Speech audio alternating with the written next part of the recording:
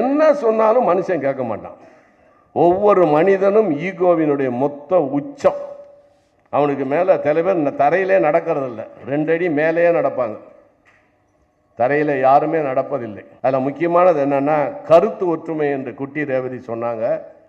முழுமையான கருத்து ஒற்றுமை மயானத்தில் தான் இருக்க முடியும்னாரு ரஷ்யாவில் ஸ்டாலின். அது நம்ம நாட்டு மயானத்தில் அதுவும் கிடையாது, ஆளாளுக்கு ஒரு மயானம். Download share chat. உங்களுக்கு அதிர்ச்சி தரும் தகவல், அந்த கால் மார்க்ஸ் கல்லறையை போட்டோ எடுத்துட்டு வந்து அப்படியே எனக்கு நான் கல்லறை செய்ய வேண்டும் நினைத்தேன். அப்பொழுது நான் பார்த்துக்கிட்டு வந்து 6 மாசத்துல எங்க அம்மா இறந்துட்டாங்க. எங்க அம்மாவுக்கு அதே மாதிரி கல்லறை கட்டி, எங்களுதுல நான் கிறிஸ்டியன் வால்ட் வச்சுன்னு பேர், அதுக்கு பேர் வால்ட் வச்சு கட்டுறது.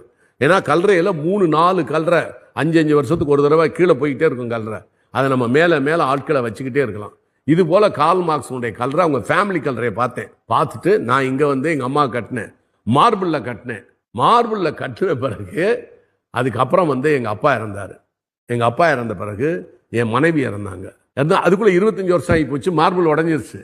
மறுபடி கிரைனைட் வச்சு கட்டி எனக்கும் ஸ்பேஸ் விட்டு என்னுடைய 40வது வயதிலேயே எனக்கு நான் கல்லறை கட்டி விட்டேன்.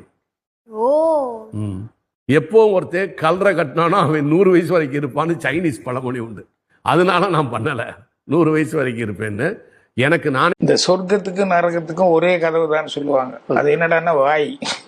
கரெக்டா சொன்னோம்னா சொர்க்கத்துக்கு கொண்டு போய் சேர்த்தோம், தப்பா சொன்னோம்னா நரகத்துக்கு கொண்டு போய் தள்ளிடுன்னு சொல்லுவாங்க. அதனால நமக்கு தெரியுது, தெரிஞ்சதை வந்து சொல்லலாம் ஓரளவுக்கு, தெரியாததை வந்து டக்குன்னு நம்ம வந்து வாய் விட்டு சொல்லியிருக்கோம். Download share chat.